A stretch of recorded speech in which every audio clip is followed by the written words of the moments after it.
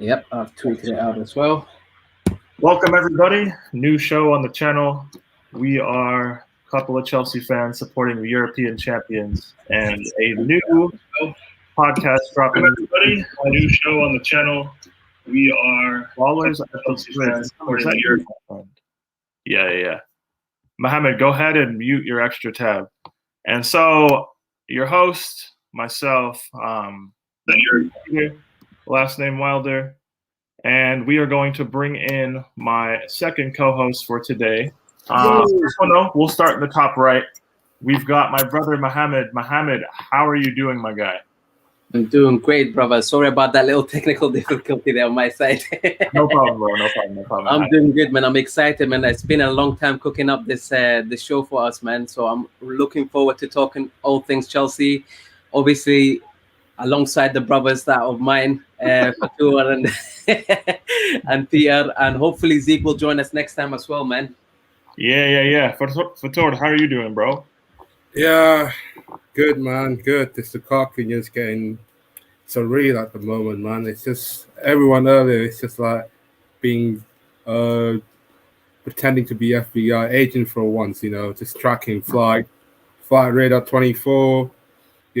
Oh my days. And Winter Surfer, by the way, if you see this, your favorite Bunda's gonna be in Belfast. So yeah, man. I'm excited at the moment, man. It's just let's just get the deal done. I want to hear like the announcement from the Chelsea Insta account, Twitter account. Welcome Romelu Lukaku.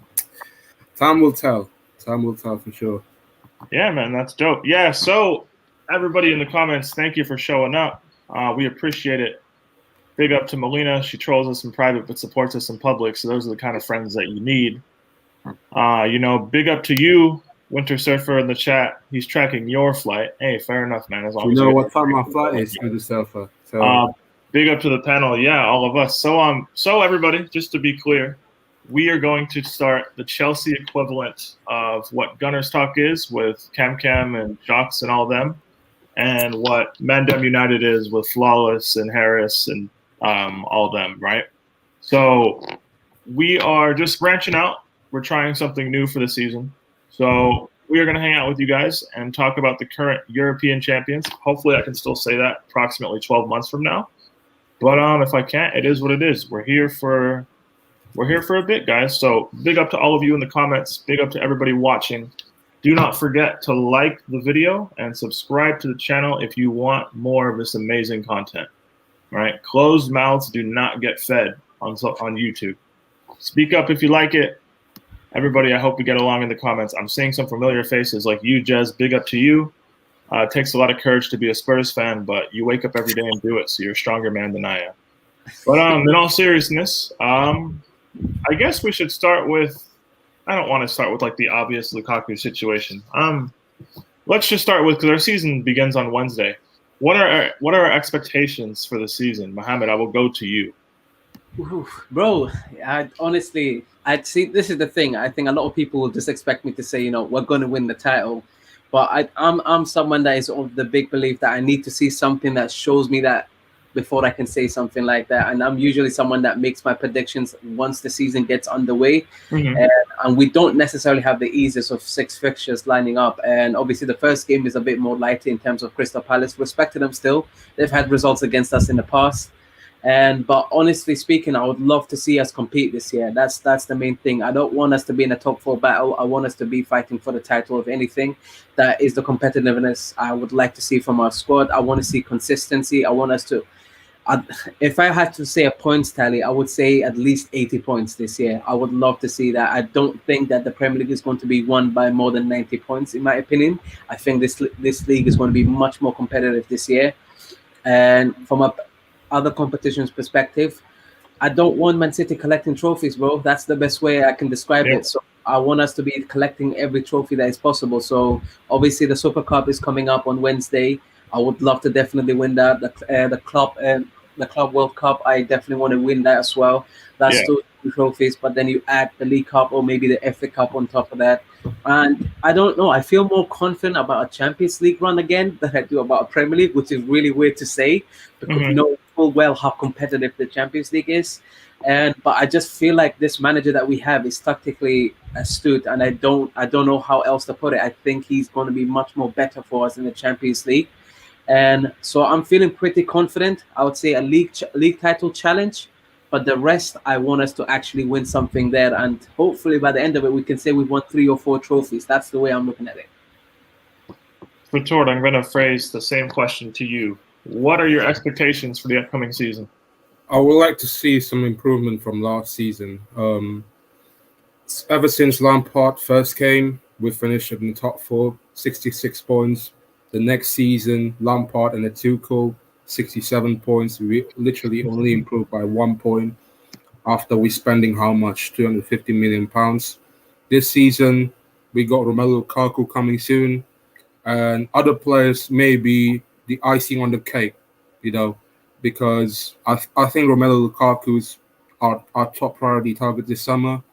And whether it's Tchouaméni, Jules Koundé, or anyone, maybe a right wing back player, that's icing on the cake. So next season we have no excuses. We have no reasons to skirt around it. We have to challenge for the title at least. I would like to see us get at least like 80 plus points this season. And my expectation is we have to, finish at least like top 3 or maybe top 2 maximum. Do I think this season can we challenge Man City? I think we can, because Man City this season they only signed Jack Grealish for £100 million. That's still nothing, because they need a striker. They don't have a striker. What, are they going to play Kevin De Bruyne as a false 9 for the whole season? Absolutely not. They want to defend the title, of course. So this season we have to go for it anyway. I would love to see us go all the way to the end season. You know what? It would be good if my prediction can come true that we might get a title at Old Trafford. You never know. So top 2 at least my maximum target. Minimum is at least top 3, man. Of course. Now I hear that. Obviously, a title at Old Trafford would be great, but since we're talking expectations, on my end, we haven't challenged seriously since we last won the title, and 4 years of top 4 races are getting boring. We finally got the manager to close the gap to managers like Pep and Klopp, and we have the squad depth to do it. I think now is the time. We need to seriously challenge. I'm not going to sit here and say we need to be winning the Premier League with a squad that hasn't challenged in the last 4 years, but we need to really challenge. It has to happen. I would be disappointed by anything below 82 points. Tuchel came in and got 38 points from 19 matches with a squad that he was really just kind of throwing together and working with on the fly, while sustaining a successful Champions League run and getting to a domestic cup final as well. So I see no reason why we can't challenge on all 4 fronts, or all 6 if you want to. Yeah, 6, whatever. We need to be winning the Super Cup. Sounds weird to say our first game of the season is a must-win. I'm not taking a 4th L in the Super Cup in the last 10 years. I won't tolerate that. I don't care. I would be severely upset if we didn't win on Wednesday. We need to be winning the Club World Cup as well, because losing to Corinthians and waking up at 2 a.m. to watch that before going to school was really disappointing. And selfishly, I would just like to have the nice champions of the world champions badge on the center of the kit, But it's all good. As for domestic cups, our squad is deep enough. It's good enough. Mm-hmm. If we are going to get to the final of the FA Cup, we better win. I'm not losing a 3rd one in a row. As for the Carabao Cup, I don't care that much. Truthfully, I don't care. I would prefer we rotate our team, maybe see a few kids play. But I mean, our squad is deep enough. We should be getting to the latter stages, just naturally. Yeah. I would say our squad's deeper than 17 other clubs in the Prem, minimum. I would argue 18, but that's me. But yeah, as for the league, 82 points minimum. I'll say we need to be within 10 points of the title, worst case scenario. Yeah. Ideally, I would like the title race to go down to the last few weeks. I want that match at Old Trafford to have title implications. I don't want it to just be a top 4 scrap. I want that to actually matter. But yeah, I mean, in Fantasyland, we're winning the Prem at Old Trafford at match day 37. That would be amazing. But yeah, as far as Champions League, we need to make a semi minimum. I think we have a good enough team. We have a good enough manager. We should be one of the last 4 teams standing in Europe. But yeah, everybody in the comments, big up to all of you. Let us know what you think. So we've got Little Bro Ryan saying big up the panel, big up to you, myself. We have Casey saying top 2 here. I wouldn't be upset at that, but if it's like a top 2 where you're 12 points behind, I'm not going to pretend I'm happy with that. Yeah. You won't hear, oh, we finished second if we finish 12 points behind the winners for me. I won't care personally. Big up to all of you in the chat. We have C1 London saying what's up to Melina. See, Melina, you have fans, and it's not even your channel. That's crazy. We have Sasha saying congrats on the first episode. Thank you. First of many. We'll be back in a few weeks or so. But yeah, as for where we should go next, let's avoid the Lukaku conversation till the end. Wednesday. Obviously, we want to go. We want to win. Yeah. Vitor, you're actually going. So how are you feeling about Wednesday?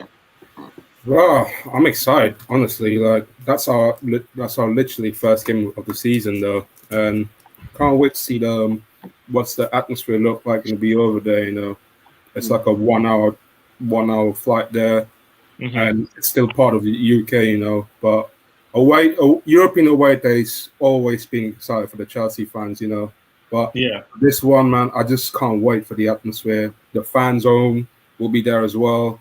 You got lots of people that are regulars coming to Stamford Bridge that also going for this game as well.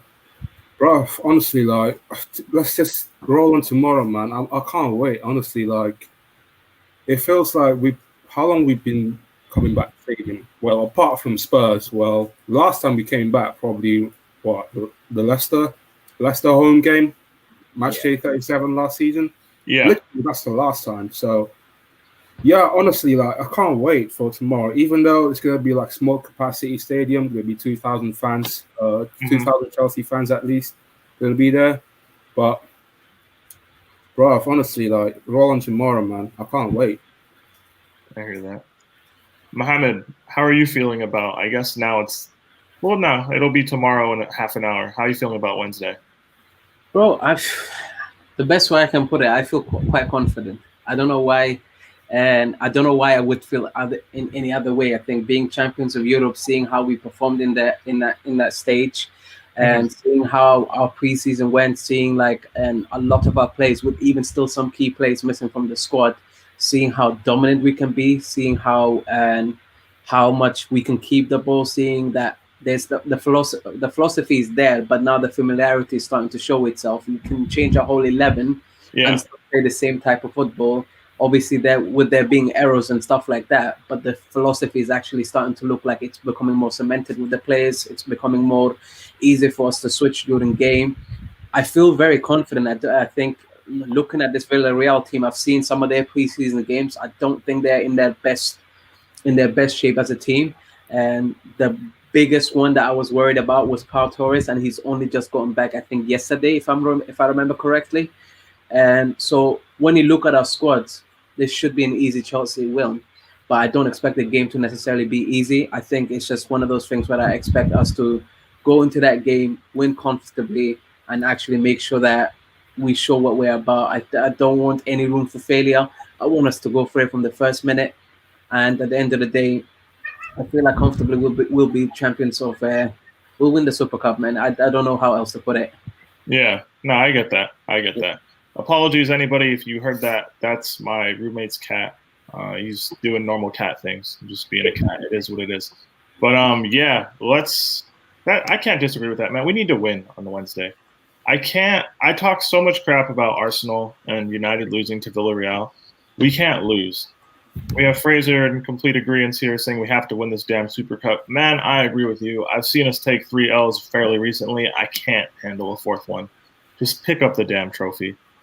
KJ saying realistic prediction, top 3 and within 5 to 10 points of the winner. Delusional prediction, win by 10 points.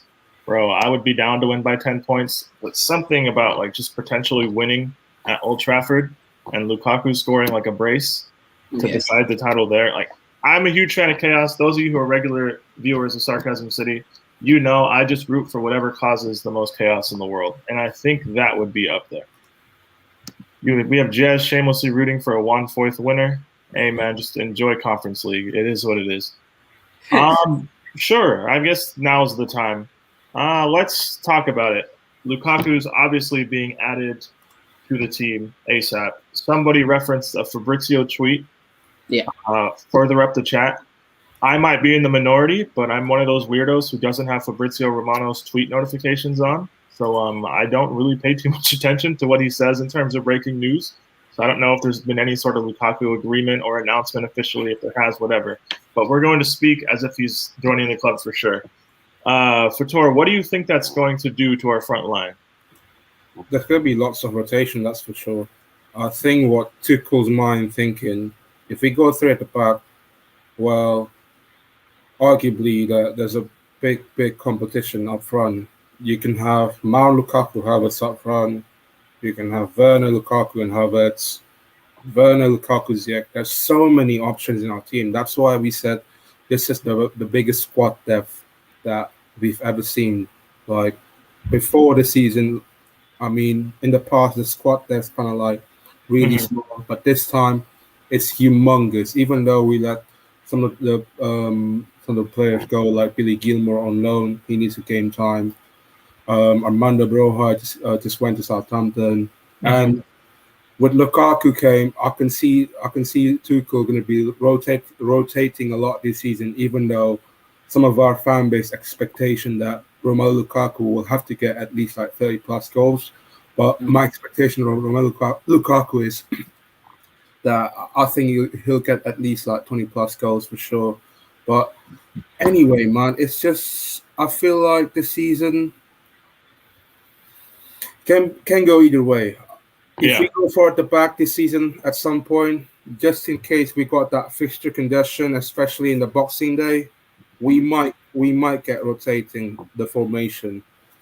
You can have Mason Mount playing as in the midfield three as a number 8, box to box, and then you can have Werner, Lukaku, Ziyech, or Havertz, whichever your preference you may be. So loads of options in this team. It's going to be a massive headache for Thomas Tuchel this season. I hear that. Mohammed, what do you think the inclusion of Lukaku in the squad is going to do for us going forwards? Oh, man. The easiest thing I could ever say, goals, man. Flipping hell, we need goals, bro. There's no other way to put it, man. It's bad. It's been bad. We've been struggling for a long time with this position. Yeah. And getting a player who's Premier League proven. And I think people will start trying to bring up this whole Manchester United situation and forget how bad that Man United was doing and how many players in that United team struggle. So it's not something that's exclusive to Lukaku. But what I'm so happy about with Lukaku is he took a chance on himself. He went to Serie A. He proved a massive point that he was not the problem. This guy is fit. This guy is hungry. This guy has a point to prove. This guy is full of goals. What people also need to realize with him is that he brings this tactical element to our game that we have needed so badly. We're not the most physical team in the league, and we've lacked somebody that is physical but fast, someone that can do the link-up play, someone that can score goals, someone that, honestly speaking, has a lot to prove and is hungry to do it. And respect to Giroud, I think Giroud served us really well in his role, and this is not to say that he did not do a good job. In my eyes, he did better than what I expected. So you can imagine I had very low expectations on what to get from that player. But I was so proud of what he'd done for us. With that being said, having Lukaku sign a 5-year contract, which is what the rumor is, and it honestly solidifies where the squad needs a striker that can score goals, but more importantly, where we need experience. This is a young squad that has been lacking in the experience element of things. This is a young squad that I think is very...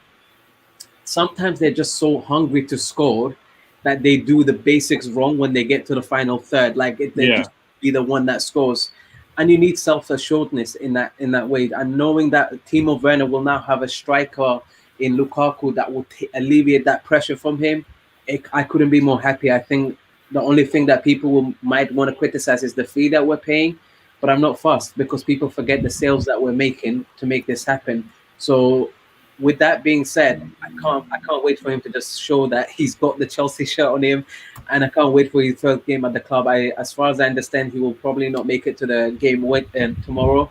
Yeah, I don't think he's registered. No, he's not going to be registered. That's the assumption at the moment. That what the Fabrizio Romano tweet says is basically he's currently in Monaco. He's going to fly over, but nothing will be done until like in the next few days, which is fine. And Yeah. I'd love to see him on the bench at least for Palace, if anything. That would be pretty cool. But if not, regardless, I'm really excited, man. We have addressed a massive problem, and I can't see us doing worse than we did last year, if I'm honest. I hear that. Yeah, we need goals. And this is Chelsea. This isn't a kindergarten. We have enough kids in the team. We have enough young players as it is, right? We need goals. We went with a plan B. I think we'll all be able to admit that Holland was definitely plan A.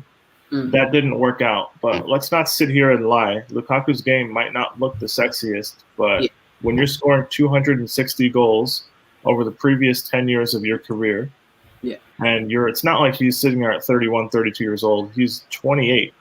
He's been doing this since he was a teenager. He's a proven goal scorer. He's a proven commodity. He's at 113 goals in the Prem, and I think it's 254 appearances. Anyone in the comments, if I'm wrong, correct me if I'm wrong. You know, those stat people. If you're there, let me know. But we need goals, man, and it gives us an element we don't have. That ability to stretch behind the lines like how Werner does. But this time there'll be a finish on the end of it, preferably. Yeah. You know, and I don't care what people think of his game with his back to the goal, but it's better than Werner. His overall game is better than Werner. It gives us another option. Just think Giroud with less tech but actual legs, so he can run. And hey, if we get that, I'll be plenty happy. So obviously, I hope Lukaku comes in and hits the ground running because we won't be able to contend if that signing doesn't work. Yeah, that's simple, guys. But let's start. Let me just go through the comments. We have Casey saying we still need midfield cover. Hope Tuchel can get Tchouaméni in. I personally am not as fussed about getting a fourth midfielder as I was 3 weeks ago, because the reality of our club is we probably have 2 or 3 too many players right now as it is. Yeah, and you have to think, if we're going to do this double six thing with a back three, that fourth midfield player is not going to play 30 matches anyways. Yeah. If Loftus-Cheek is happy doing that and Tuchel feels like he can coach them and he has confidence in him, then I'm not as upset about that as I would have been about potentially approaching this season without a striker. Because in the midfield, our issue isn't quality, it's depth. It always has been depth. The 3 midfielders, contrary to what anyone says on any socials, are good enough, and I don't really care what anyone else has to say about it. Yeah. But I mean, C1 London, you're saying we need Tchouaméni. I would like him. Don't get me wrong, I would take him. I'm never going to turn down elite young talents. Yeah. But if the money doesn't work and we can't get rid of players like Loftus-Cheek, then I would be fine doing that for a year. We need to remember it's not like it's now or never for some of these young players to come to Chelsea. Because Monaco are still at their Champions League qualifying, I think. But I think they're 2-0 up away from home in this round. So they're going to be in some sort of Europe next year regardless. Yeah. Maybe a year of him playing in Europe and then he comes to Chelsea in 2022 could be good for him. Who knows? But big up to you, Black Diamond, frequent Sarcasm City supporter. You know he really fucks with us because he supports United, but he's here. So we love that. Big up to the family. Thank you for everybody for supporting. We have Ratan saying Lukaku coming on a revenge tour. This Lukaku's a different version. Bro, I agree with you, but Twitter likes to pretend like Lukaku's no good and he's never been any good. He has to be the worst player I've ever heard of who scored 260 professional goals. If you listen to just people on socials, but whatever. Casey, you're telling me we lack consistency last year with Tuchel. The players better than we should be better in the league. Bro, in performances, I kind of disagree with you. I think we just lacked goals. Yeah. Like, we got 38 points from 19 matches with that team, and we didn't have any sort of real preparation, and we were fighting on 3 fronts the entire time. I think we did well. We lack goals for sure. But, I mean... Our top scorer was Jorginho. That's true. Our top scorer had 7 goals. Like, how high can you get if that's? I feel like last year was the ceiling relative to how bad we were in goal. Yeah, 100%. Just to add to the point from earlier on, like, and shout out to Adu who's just sent me this and by DMs. And if we manage to sell Abraham, who's rumored to be leaving to Roma for 34 million, and we sell Ugbo, who's being rumored to leave for about 5 million, which is what Chelsea's holding out for, we would have made 99 million from this transfer window, while signing Lukaku for 97.5, meaning we made 5 million profit. So for anyone that's saying Chelsea's ruining football, I think you might need to just check a few of your facts. I'll be very honest with you. And I think we're doing business the right way, and it's looking really, really good for us. And I understand that people were melting down about some of the youngsters that were being sold, but we have to understand sometimes if the youngsters don't really want to make the jump themselves and fight for their place and fight to be in this team, it's out of Chelsea's hand, and you have to just respect their wishes. And if you can get the right amount of money for them, it's a win-win situation. Yeah, I agree with you. Chelsea show, finally, Prime. Yes, we are here and we will be here. We are here for a long time and a good time. So yes, it's been long overdue. We've been infesting the comments in every other show, but now we finally have our own space. Fator, question for you. What would you consider a successful season for Lukaku personally? Ooh. Lukaku first season, yeah? Yeah. It's going to be tough to answer that.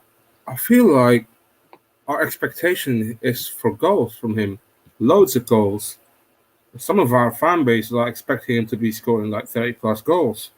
But I think with the leagues going this season and a couple of new promotions teams that are going to be bogey as well, I think it's going to be tough from him, you know? Like, hopefully I could be wrong, but I would say, like, if he's get like at least like 20-plus goals, I would be happy to say like he is one of the best signings this season. And I feel like let's just hope he doesn't get injured. You know, I feel like he's our main starter for this team. He's that very important. And ever since he left Man United, he's well improved under Conte. Conte literally made him look like a proper footballer. He used to be fat at that time while back in Man United days, but he looks so different, man. And I just hope he can apply that for this team and you know, solve our you know, Achilles heel that has been, you know, haunting us for about 5 years now, you know. Yeah. Okay, I hear that. Mo, same question to you. Your expectations for Lukaku this season? And from a statistics point of view, I would say 20 goals in the Premier League is a good aim. And in all competitions, if he can get 30, potentially at a push 35, I'll be a very happy guy, man. If he wins 35, we're winning something. Bro, I'm telling you right now, yeah, I'm very confident about his finishing. My worry is, if anything, is that the team learns to always go for the guy that is in best position to score. If it's a tap-in like Raheem Sterling, flipping go for the tap-in, because that's what I think. Put the team first. Forget about you being the guy that has to be the scorer and gets all the, you know, all the praise and all of that stuff. If you do well for the team, it looks better on you regardless. So for me, Lukaku, if he can get 20 goals in the Premier League at least, I'll be very happy, because that's something we can build on. No, I hear that. Just to go through some of these comments quickly, we have CSG shouting us out. You'd love to see rival fans supporting their friends. That's great. That's what the community is for. We got Mo. Big up to you, my guy, supporting the homies. Apologies if any of you can hear that. You guys can hear that, can't you? No, you guys can't hear anything? That's amazing. It's weird how StreamYard works. C1 saying Abraham should go to Roma. Good move for him.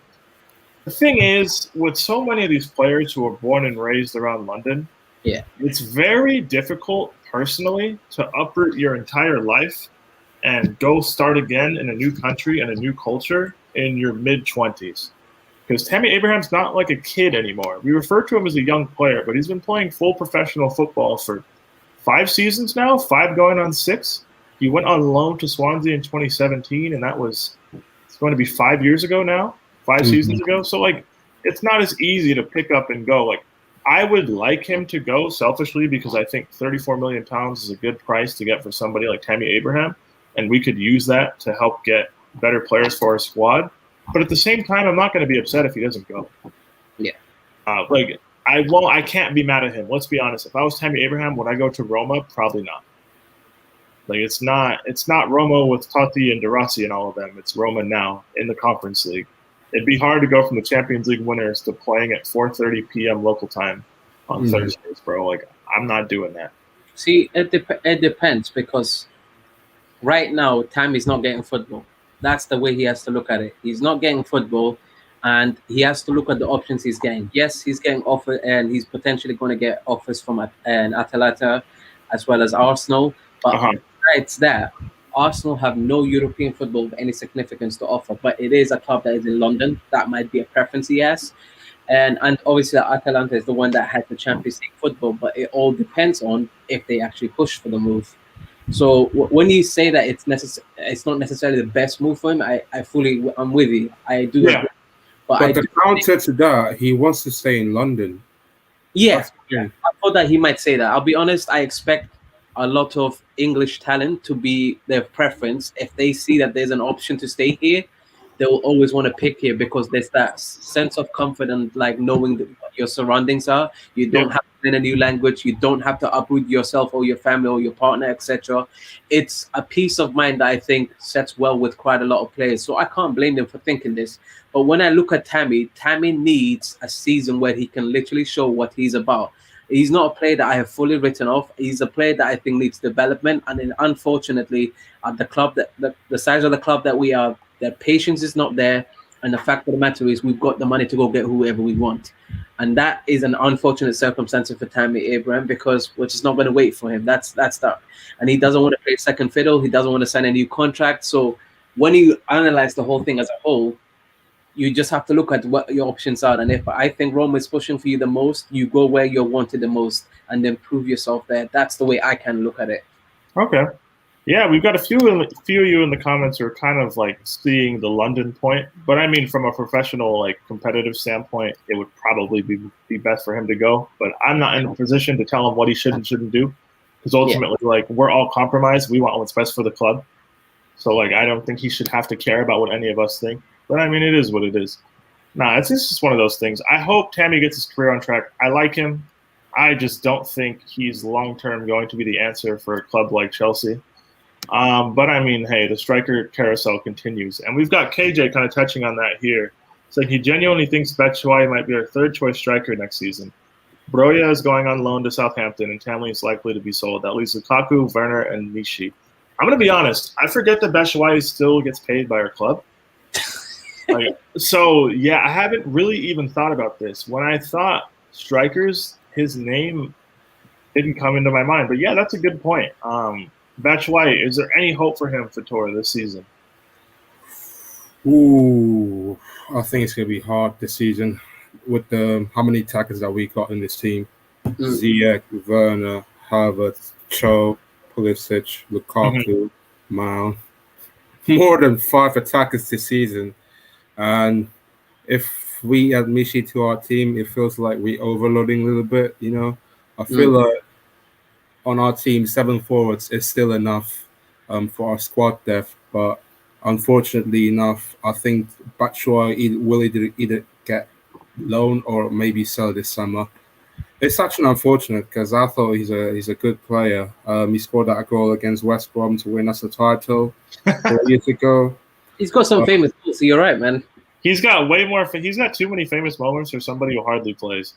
Yeah, he's not that bad, but I feel like he's not going to get a proper game time under Thomas Tuchel. Yeah. Yeah, unfortunately enough, I think he's going to get sell on loan. But if we sell him, I think we at least going to sell him at least for less than 20 mil. I'll sell him. I'll take anything for him right now, truthfully. I would take anything. See, I don't mind keeping him. I'll be very honest with you guys. I really don't mind. I think the guy's best attribute is finishing. And if I'm honest with you, he's just not had good amount of game time to show that off.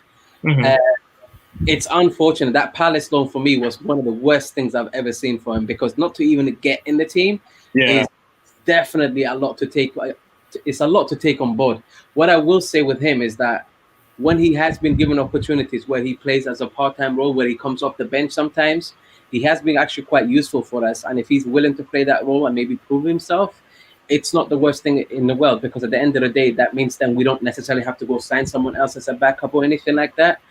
That's me assuming that certain players are not going to be playing in that striker position, meaning Werner and Havertz. They're Yeah. going to likely actually deployed in other positions of the field. That's why I think he might just sneak in a flipping chance. That's true. I mean, I don't know. I feel like Batshuayi is one of those guys who's just happy to be on the team. Yeah. He strikes me as one of those just happy to be there kind of guys. So I think he would be fine with being third choice striker. Yeah. And for that reason alone, we might just end up keeping him. Yeah.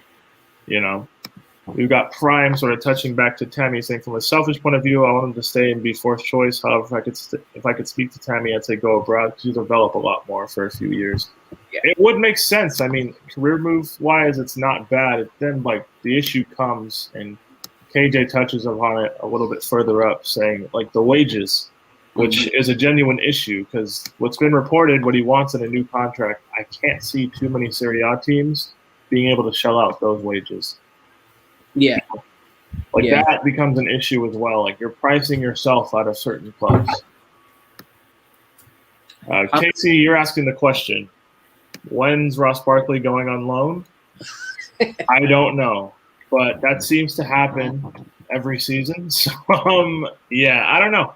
I would not be obviously, I hope he gets sold as soon as possible. But with the cash poor market we're sitting in, I'm not going to be upset at other Premier League clubs for not coming in for Ross Barkley. But Vitor, what do you think is going to be Barkley's fate for this season? Unfortunately, he's going to be sold this summer. Not going to be on loan. Sell him for 30 million at least. Guys, you think we could get serious money for him, though? I honestly don't know, and I don't think the club is too fussed, to be honest. Villa might have a second thought about it since Jack Grealish left. He might go back to Villa as a permanent player over there. So at least from Villa, because they got money for the Jack Grealish, maybe 35 mil at least that we can get him. Okay. Even better, it might be 40. Okay. 40 plus. So I thought Barkley last season with Aston Villa played decent. It's just like maybe that Jack Grealish shadow kind of like shadow him a little bit. He felt kind of a bit behind Jack Grealish. Yeah. But ever since Jack Grealish gone, he can come back there as a permanent player and he can shine himself as a player. And in the upcoming years, he can be a great player for their club. Okay, I hear that.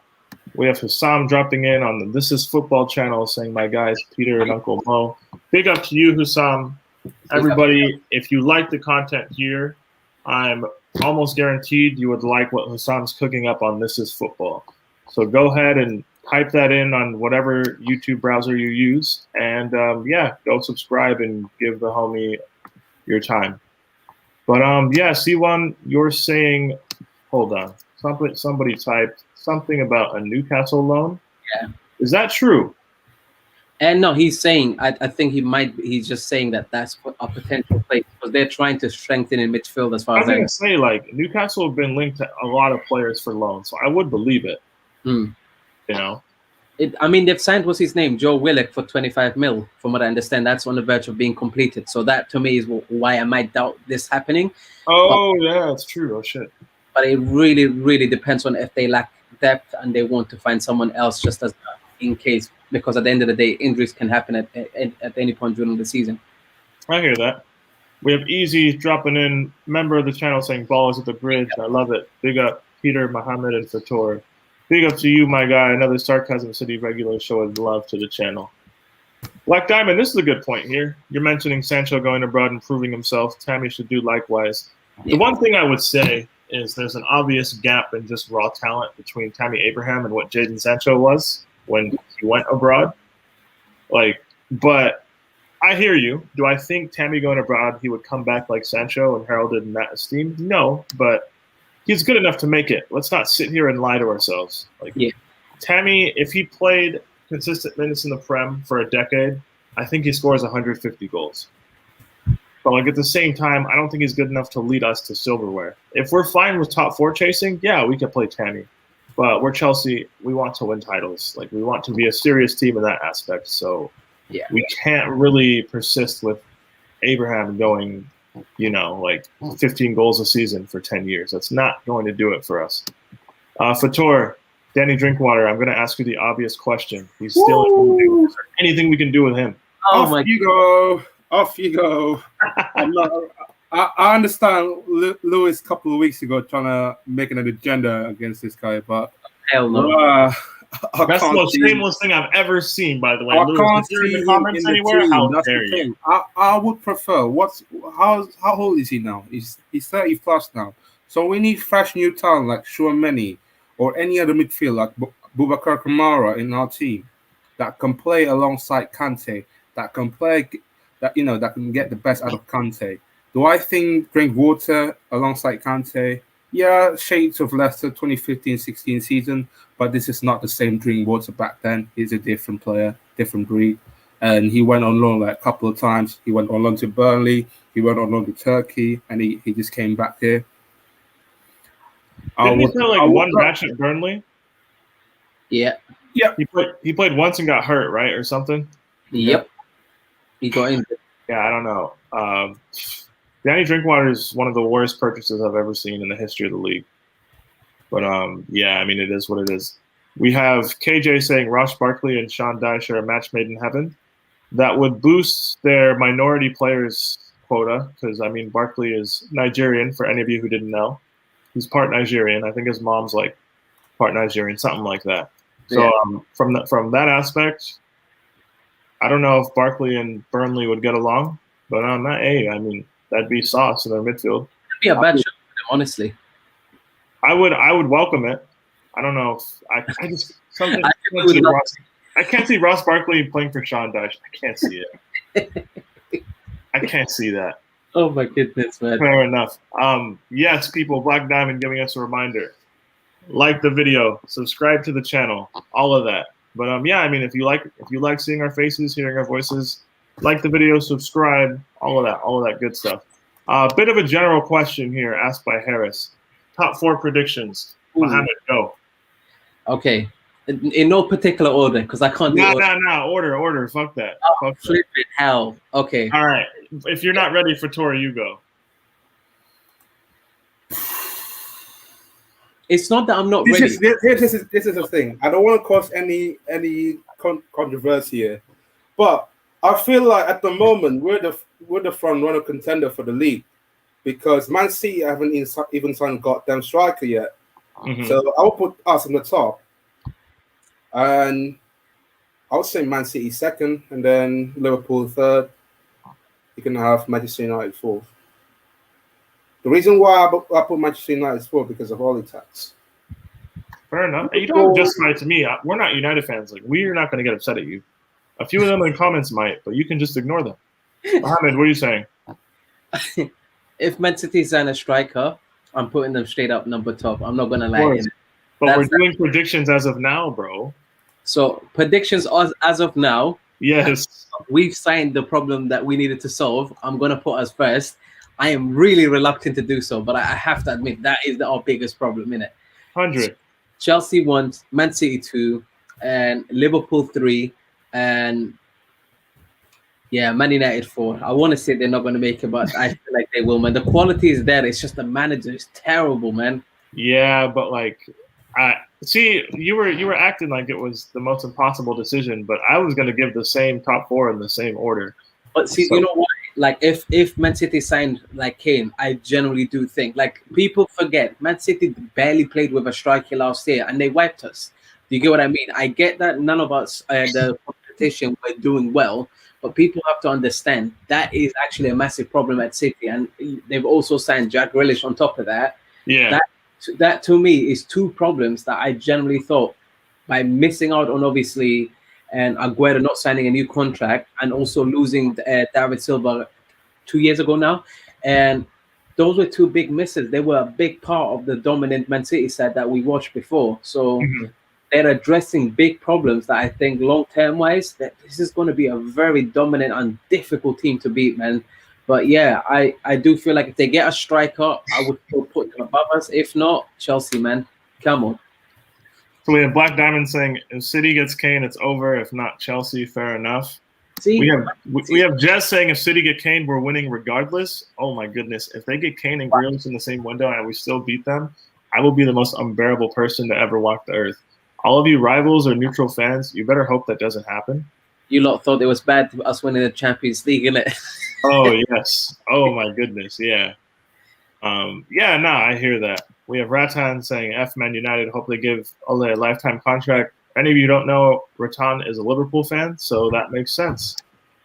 And we've got a City, Liverpool, or wait. Oh, yeah. Okay, so City, Liverpool, Chelsea, and United, I would be vigorously disappointed by that. I'm not going to lie. If we get third and we're not really like challenging, I'll be very disappointed. Especially when you consider Liverpool's squad. And right now, we've just obviously seen Robertson that is now injured as well. Yeah. It's not looking really that good, I'll be honest with you. I'll put it this way. I think Liverpool's first 11 is better than ours. But I think the moment you get to 12 through like 15 to 16, they drop off dramatically. And football is a squad game. Yeah. Over the course of a season, you're going to play 50 odd matches if you're going deep into Europe. Yeah. And you need to have the squad to be able to do it.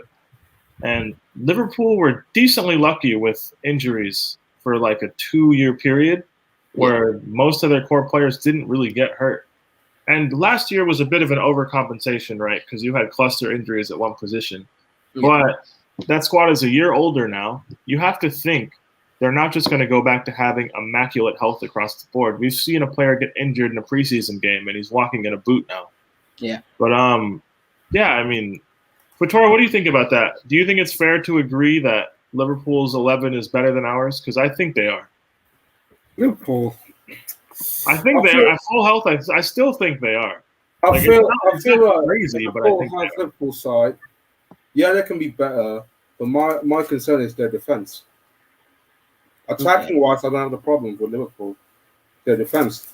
Van Dijk, ever since he got that ACL, just recovering. I saw a few bits of him in the preseason. He hasn't looked the same, man. He looks so rusty at times, bro. I feel like either Liverpool and Man City are going to be neck and neck for fighting for second. I hear that. Man City didn't get a striker. Yeah, if they get a striker, it's push the panic button to everybody. All right?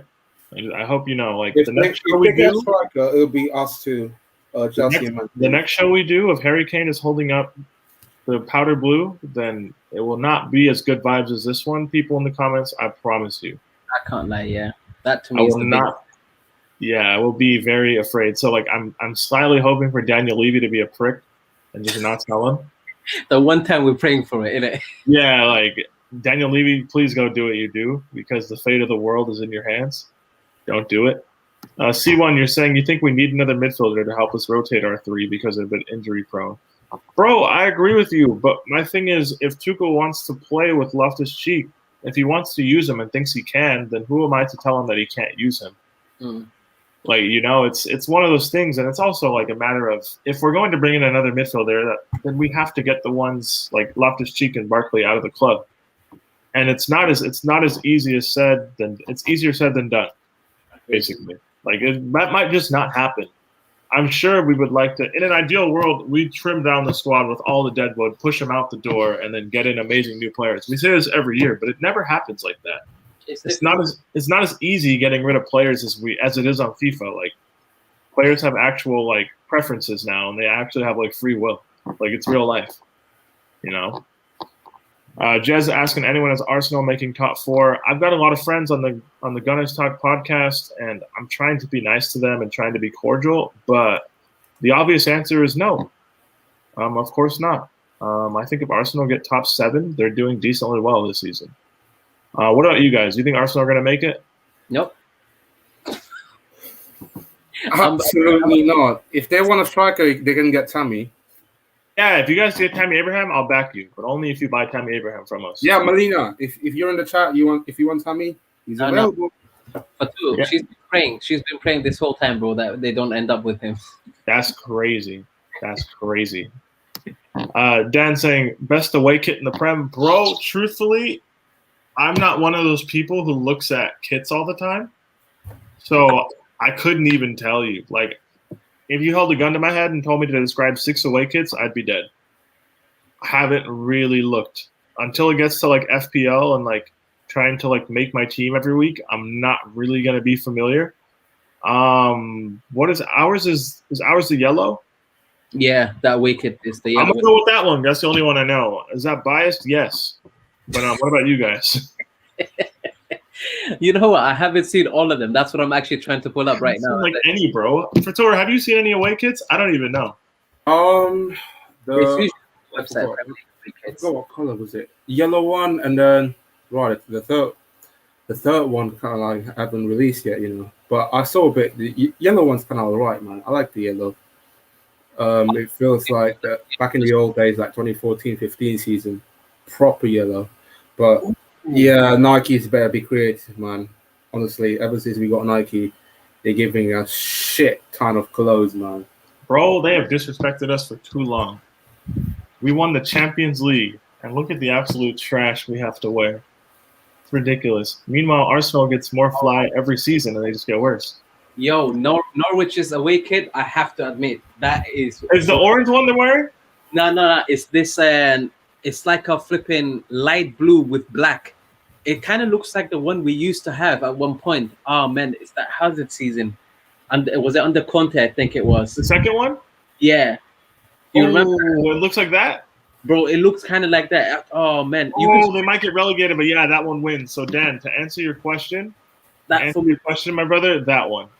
That Norwich away kit, yeah. Yeah. I haven't even seen it, but if it looks like that, that was one of the 3 good kits Nike have given us in 5 years. Yeah, Norwich win easily for me right now. I respect that. For a top 4 prediction, Dan, you're saying Chelsea first, United second, City third, and Liverpool fourth. The only thing I disagree with here is you have Ole finishing above Pep and Klopp, and I think that would be outrageous. I don't think that would happen, but I mean, if Chelsea wins the league, I don't care where United finish. So it is what it is. We have a Chelsea, United, City, and Villa prediction. This, respectfully, is outrageous. This is outrageous. I'm sorry. No. But think about this, Peter. Just for a moment, right? If there was some madness that went down on 2 of the other big teams, right, that we would usually put in this top 4, which 2 other teams would you say are dark horses to be in the top 4? Oh, Villa and Leicester. That's why I wouldn't call this crazy. It is though, because you have United finishing above Pep still. The Villa part is not outrageous. That's part, 100%. Sorry, I didn't even see that United part. I just see the Villa part in it. The part that's outrageous is not Villa sneaking in. It's United finishing above Pep still. I have a sneaky feeling West Ham or Leeds might snuck into this one, man. I just want West Ham to go back to relegation zone as quick as possible. I'm sorry. After last season, West Ham, I have a sneaky feeling, bro. Honestly. Black Diamond, thank you for the shout out. 30 likes. Everybody, like the stream, subscribe to the channel, do all that. Share, tell your friends, get them in here. We're all hanging out. It's good vibes. If Thiago Alcantara gets he's going, like, I'm not saying that he's going. If Thiago Alcantara is going to play well this season, I think Liverpool will be a title challenger. Liverpool. If Thiago Alcantara clicked, but if Liverpool, City, and Chelsea, I think it'll be a solid 3-way title race. I think it will. Yeah. I think it'll be great. The reason why we haven't included United because of Ollie tax. That's true. We all know what it is. Well, it's not act like we don't know what it is. KJ saying the only thing Arsenal have going for them is the kits. Let them enjoy that. Bro, I agree with you, but why couldn't we get good kits? Like you can make good kits for more than one club at a time. I feel like we pissed off Nike in a bit like before. Like I don't know when did we piss them off because they have half-assed, half-baked our kits for a long time now, and it's actually a piss take, especially if you see what other teams are getting. It is. I agree. Here's a question for you guys in the comments. Who do you think is going to be? Oh, I guess how close do you think Lukaku will be to the Golden Boot if he doesn't win it? I can't see him being away more than 2 or 3 goals. Because when you look at it, the last 3 seasons, the top scorers have been 23, 22, 22. Like, it's not really been that high. He has been the tough. Last season was the toughest, I think. I think we're going to see a 25-goal scorer this year. 25 plus, hopefully. I think so. I think it's going to be Lukaku. Well, I would love it. For once, I can celebrate my striker, bro. It's been a long time. That's true, because Kane got 29 when we won the league. Salah got 34 the next year. Yeah. The season before that, 15-16 was Aguero? Or no, Aguero was the year before that with 26? 15-16, was that Kane as well? I don't know. Someone throwing wild allegations in the chat. I'm going to tactically skip right past that. Who will win Young Player of the Year for Chelsea? I don't even know what qualifies for Young Player of the Year. Like, what are the criteria for that? Someone that's had a breakout. I guess that's the best way to put it. But, like, who's even eligible? From our squad, it would be... Do we even have young players anymore? We do, because as long as they're below the age of 23, I think, is it? God. See, you could have, like, Kai Havertz leading us to a title and winning this award. That'd be weird. Yeah, you could technically. Young Player of the Year for Chelsea. I guess Reece James? I don't know. He counts, right? Yeah, he would. I'll go What about you? I'll go Kai Havertz. That seems like I get that. I get that pick works, but that seems weird. I don't know. I don't think Kai Havertz. It's weird because Havertz is younger than Mount, but I don't think that I'm looking at a kid when I look at Kai Havertz. Yeah, I can guarantee Kai Havertz will come good this season. The Undertaker's saying Werner will be near it. I'm assuming you're referring to Golden Boot. Brother, if Werner is near Golden Boot, I will have done some good crack. I'm having a field day. This man on the bottom row on his lonesome is the biggest Timo Werner defender. I have belief in Werner. Call me crazy too if you want, but hey, there's something that I feel like is there. Bro, Golden Boot though. To go from imagine scoring 6 goals and being in a Golden Boot race the next season. Not Golden Boot. I'm a Timo Werner fan. I back him. That's what I'm saying. KJ saying Nike don't rate Chelsea. They just let Pulisic go to Puma. It should have been a great partnership on both levels. Oh, Bro, yeah, that's true. It is what it is. So I guess the Young Player of the Year criteria is under 23. Thank you. That's why I said Kai Havertz. Kai Havertz is up. Really. Yeah, I guess. I don't know. We don't even really have. I mean, we have kids, but we don't anymore. Like, it feels weird referring to a group of Champions League winners as kids. The kids, bro. They're under 23. Fair enough. We have Young Player of the Year, bro. If he can get on the pitch, maybe. He's the biggest show defender. Actually, that's a good topic. That just came off the top of my head. Yeah. I think, because I don't think we're going to switch formations off the bat. I think we're primarily going to play out of this back 3 thing. Mm-hmm. I think Hudson-Odoi will get more minutes as a wing back than he will anywhere else this season. That's my thought. Do you have a problem with that? Because I don't. Not really, because I feel like he's more suitable as a right wing back than a forward in that forward 3. Because we do need a right wing back this summer. Mm-hmm. On our team, how many right wing backs we got? Aspie, Reece. I don't even count him. I don't count him. It's just Reece. So, I'm not counting Azpilicueta at wing back. This man can't cope. I'm not really keen that Cho can be left wing, you know. I mean, I think he'd be decent on the left wing, but Mohammed, what do you think? Where do you want to see Hudson-Odoi playing, or where do you think he will be playing? Ideally, I want to see him on the left wing, like I've always begged for, but I don't think he will be there. I think best minutes, like you said, will come from the right wing back position, and mainly because I do think that what Reece James has been doing more lately hasn't been enough in terms of like what Tuchel requires from that right wing back position. Yeah. And I just feel very much like we need someone who's attacking, who's a threat, who's making the play wide, who's sometimes even keeping the fullback on that side all the way back to their goal. It just helps us to not be counted so easily as well. And so from that perspective, I feel like that's how he's going to win a position in the team. And then potentially, if someone's not performing correctly on the left, then I can see probably switching to that just on performance wise. So I would say right wing back at the beginning for sure. Okay, I hear that. So we've got Santana Man saying Cho's better as a left wing. He's more natural at it for sure. Undertaker saying he won't play many games this season. I actually disagree with that. He's our only dynamic wingback option. He's a better dribbler than Joel. He's a better dribbler than Reece. Marcus Alonso doesn't count. He's only there because no one else will take him. But I think Tuchel trusts him enough to use him in those positions. He's the only real 1v1 dribbler we have that plays those positions at all. So I think we will see him purely off the strength of that. Oscar saying he doesn't think Joe will get many minutes. I don't think Lukaku's arrival has much to do with it. I think who will suffer from Lukaku's arrival the most is one of Ziyech or Pulisic.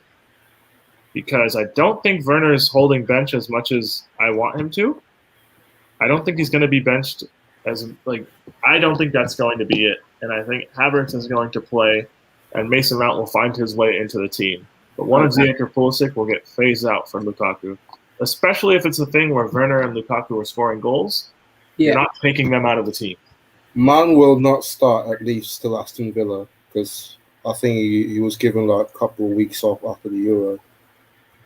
I'm not against Mount sitting on the bench. I don't want to ignite the most flammable Mount debate of all time.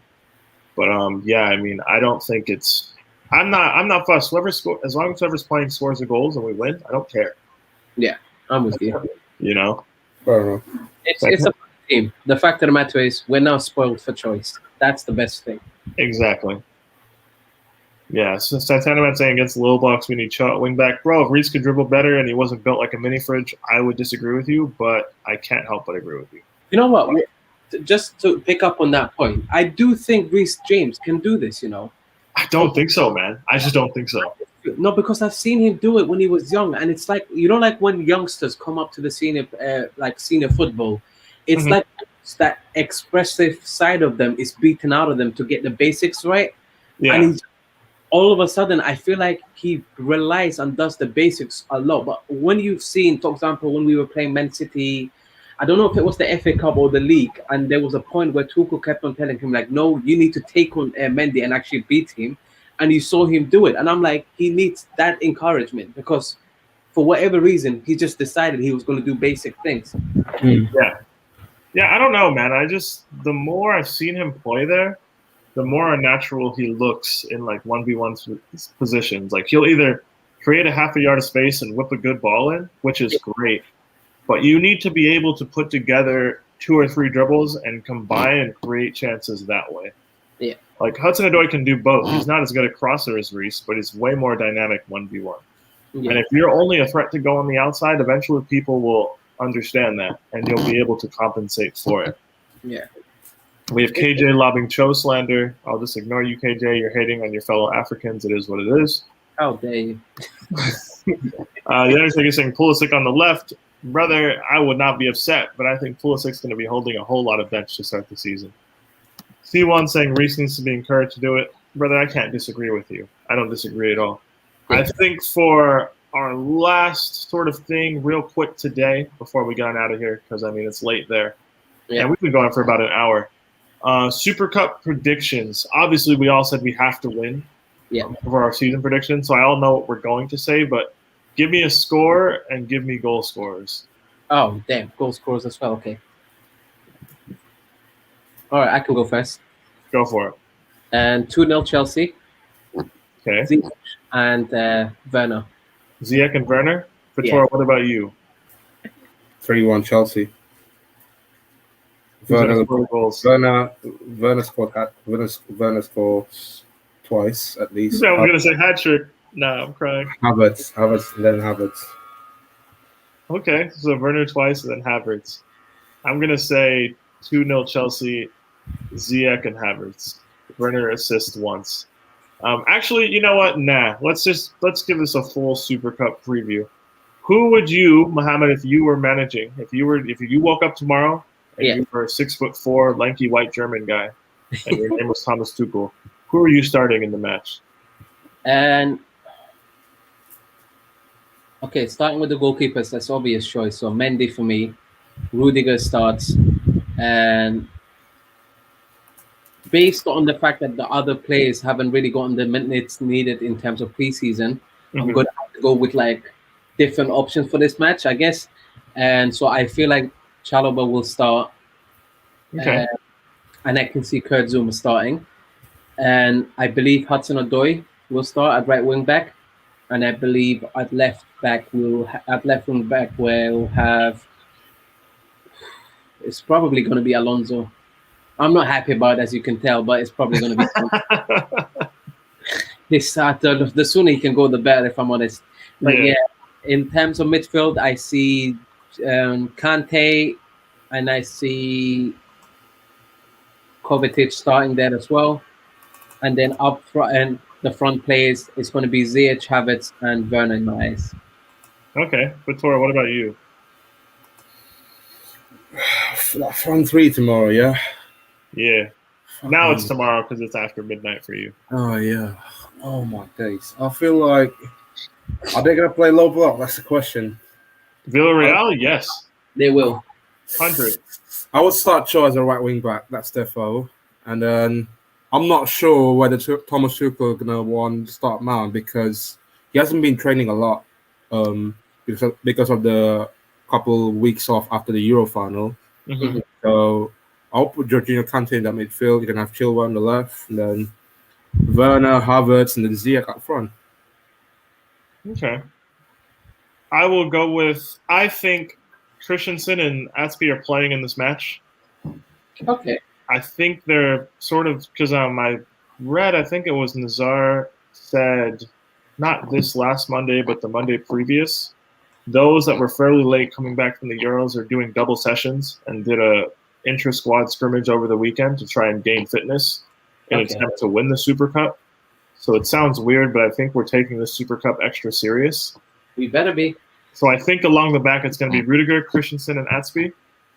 At wing back it's going to be Hudson-Odoi. On the left side it's going to be Alonso because we have no other options for this really. Yeah. In the middle, I think it's going to be Kante and Kovacic. I wouldn't be shocked to see Jorginho rushed in, but I don't really want to see that. And up top, it's going to be Ziyech, Werner, and Havertz. I would be shocked if that's not our front three. Yeah. I would be absolutely shocked. But as far as the midfield pivot, we could see. But if Aspie and Christensen aren't playing, I wouldn't mind seeing Chalobah play for one of them. I wouldn't be upset because he's been playing at the center of the back three in preseason. And Christensen's shown the ability to play on that right side. I wouldn't be stoked to see Chalobah and Zouma. I would not be I wouldn't be filled with amazing confidence, not going to lie. But I think, and Mendy in goal, obviously. But I think we should be winning. 2-0, it should be easy. Zeke saying Chalobah's not in the squad. Is that because you don't have to register players that are youth players? Or is that because, does anybody know? I don't know. They've been adding like plays like late because if I remember when they first announced the squad, like Hudson-Odoi wasn't in there and stuff like that. Yeah, that's because he's an under 21 player technically. And they've been adding a little bit here and there, but I can't remember whose Twitter I saw that on because I do remember actually checking this part out earlier. Mm-hmm. I think I'll trust your word for it. I'll be honest with you, I'll trust your word for it, but I think he got added. Okay. Oh yeah, there you go. Crofty's saying it. Crofty's saying Chalobah got added earlier. Zeke basically given the same team I did, but Zouma for Aspie. But I think Aspie's playing, man. He'll be there with the shirt tucked in and his captain band on. Have no fear. But yeah, big up to everybody in the comments. Thank you guys for hanging out with us. This has been a fantastic debut stream. As I said before, like the video, subscribe to the channel if you want to see more of this type of content. Our socials are on the screen for you right now. Myself and Mohammed's ats are our Twitter ats. I don't really want a million of you following me on Instagram because I don't really use it. But I mean, we could keep it to Twitter for now. Yeah. But yeah, Fator, do you have anything else to say before we get on out of here? Make sure you check out Chelsea Fan TV. They're doing currently doing a late night stream as well. Out of Lukaku. So Okay. make sure you check that one out. Mohammed, what about you, bro? And no, I think that's it, man. It's been a brilliant stream. Thank you so much for everyone that's tuned in, taking part. Yeah. It's awesome. We're going to get better at this as well as we kind of get on with it. And this is our first show. And I'm quite excited for the season up ahead. Hopefully, by the time we're on here next time, we are Super Cup champions. Yeah, bro. If we don't have one trophy and a good win over Palace, I'm going to be pissed. I'm not going to lie. We have to win, bro. Like, I'm not losing this a fourth time. Yeah, big up to everybody. Thank you guys for tuning in. We will be back probably 2 Fridays from now to preview the Arsenal match, but don't quote me on this. I need to sort out a time with ourselves and the Gunners Talk people. But yeah, we've got time to figure it out. Until then, keep holding it down. Big up to all of you. Thank you guys for hanging out. This is myself, Peter, signing off for Ballin' at the Brew.